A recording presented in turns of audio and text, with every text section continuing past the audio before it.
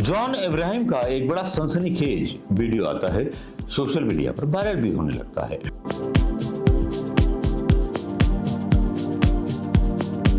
दोस्तों नमस्कार। आज की चटपटी खबर यह है कि जो भारतीय जनता पार्टी मतलब जो है दावा करती है बेटी बढ़ाओ बेटी बचाओ का, लेकिन वो नारा विफल होता हुआ उत्तर प्रदेश से लेकर के हर जगह, बिहार हो या कहीं भी हो, वहां विफल होता हुआ नजर आता है।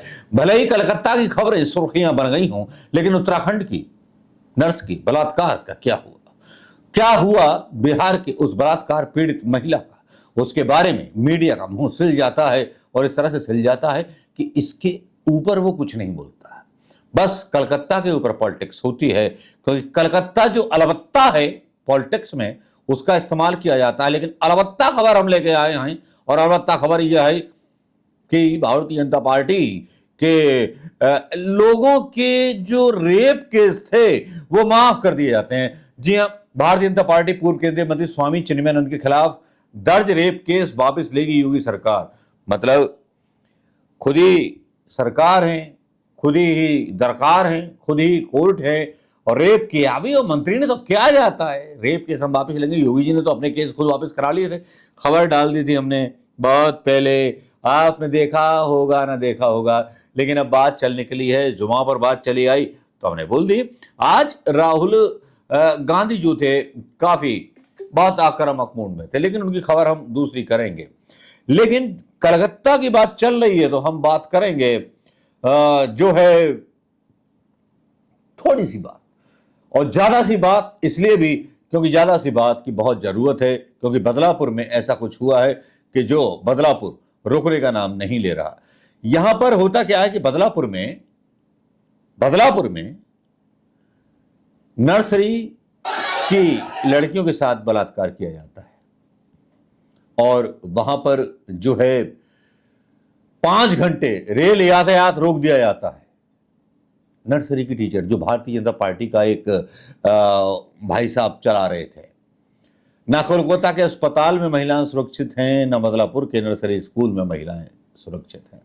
अब बोलेंगे बदलापुर पर आप बोल रहे हैं, एकनाथ शिंदे की सरकार है, कलकत्ता पर नहीं बोल रहे। कलकत्ता में जबकि बहुत तेजी के साथ कार्रवाई हुई, और यहां पर 5 घंटे जब ट्रेन जाम कर दी गई, तब जाकर के एक व्यक्ति जो मतलब था जैसा था, उसने ऐलान किया, 3 पुलिसकर्मियों को सस्पेंड किया, सबको सस्पेंड किया, और फास्ट ट्रैक पर डालने की बात की, जिसकी मांग उद्धव ठाकरे उठा चुके थे। और आपको बदलापुर केस में कौन है आरोपी? अक्षय शिंदे। चलिए इसके बारे में बात करना है, जिसकी मौत की सजा की मांग कर रहे हैं लोग। बदलापुर स्कूल में मासूम छात्राओं के साथ यौन शोषण की घटना विरोध में सैकड़ों लोग सड़कों पर उतरे, स्टेशन जाम कर दिया। और यहां पर बताया जा रहा है समाचार न्यूज एजेंसियों के द्वारा, ये 2 नाबालिग लड़कियों की यौन उत्पीड़न की चौंकाने वाली घटना हुई मुंबई के पास बदलापुर के एक प्रतिष्ठित स्कूल में। इस दुर्भाग्यपूर्ण घटना के बाद पूरा महाराष्ट्र हिल गया। फिलहाल इस घटना के विरोध में सैकड़ों लोग सड़कों पर उतर आए हैं, फांसी की मांग कर रहे हैं। और एबीपी माझा रिपोर्ट के मुताबिक प्रदर्शनकारियों की मांग है कि आरोपियों की मौत की सजा मिलनी चाहिए। आरोपी अक्षय सिंह हैं कौन? बदलापुर के नामी स्कूल में नाबालिग छात्राओं के साथ यौन शोषण किया गया। इसमें से एक बच्ची 3 साल 8 महीने की है। यकीन कर सकते हैं?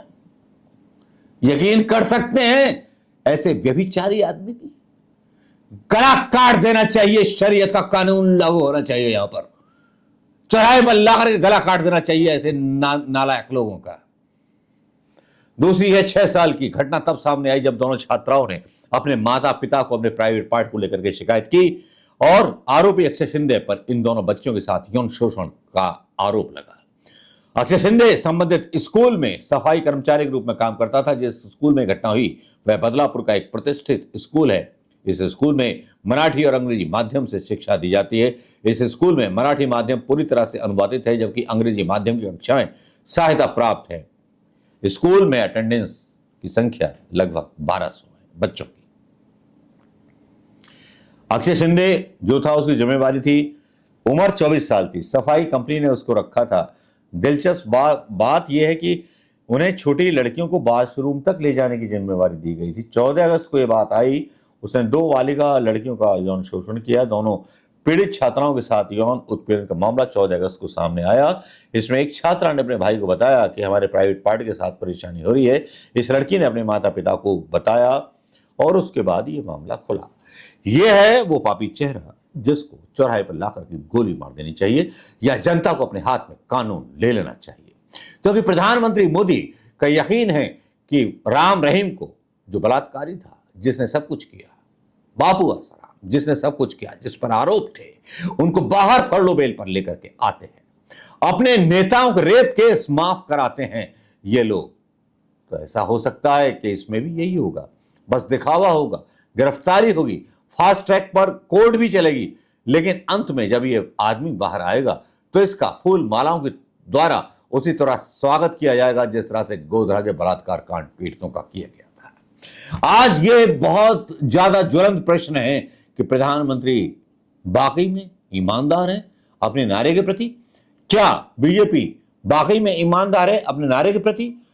पूछना पड़ेगा, सोचना पड़ेगा, और सोचना बार बार पड़ता है कि जब कलकत्ता के मामले में बीजेपी आरोप लगाती है और बार बार राहुल गांधी से भी सवाल करती है। राहुल गांधी गए थे रायबरेली गए थे, अपने मतलब एक दलित की हत्या कर दी गई, उसकी स्टोरी अलग है।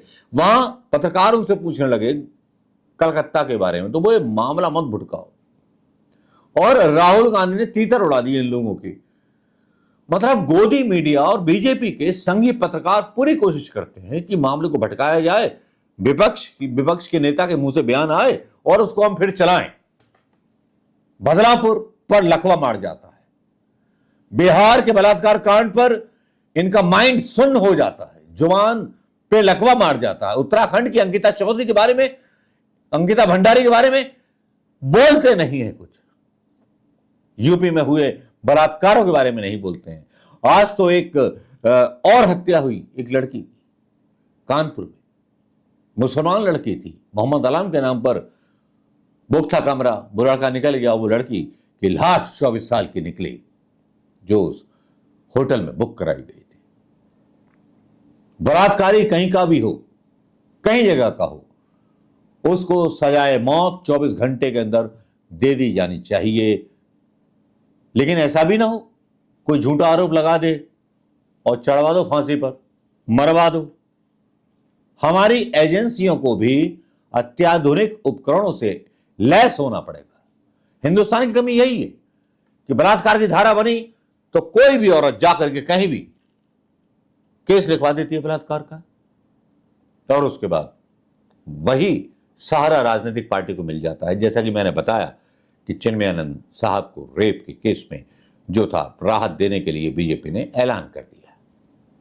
ना तो हमारे कानून ठीक, ना जांच एजेंसियां ठीक, ना जांच एजेंसियों के पास अत्याधुनिक टेक्निक्स मौजूद।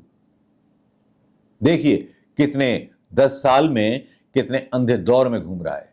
और निर्भया कांड में जो पकड़े गए थे विद चार्जशीट के साथ, उनको फांसी पे लटकाया गया था, नहीं लटकाया गया था। पिछले 10 सालों में मोदी के राज में बता दीजिए कि बलात्कार कांड की पीड़ित कितनी महिलाओं के अभियुक्तों को फांसी पर चढ़ाया गया, बल्कि फरलो दी गई, बल्कि आजाद किया गया, एक मैसेज दिया गया, कानून बदला गया। वाह रे वाह मेरा सुल्तान, तेरी आंखों में आंखें डाल के जब सवाल करूं तो बड़ी मिर्ची लगती हैं तुझे भी और तेरे उनको भी, लेकिन मेरे सवाल कभी खत्म ना होंगे, चाहे तुझे मिर्ची लगे या उनको भी। नमस्कार, जय हिंद दोस्तों। वीडियो कैसा लगा बताइएगा जरूर, और इसको शेयर करना मत भूलिएगा। बदलापुर पर एक्शन तो हुआ है, लेकिन देर से हुआ है। वो जब हुआ है जब पूरी रीढ़ की हड्डी जाम कर दी गई। नमस्कार, जय हिंद दोस्तों।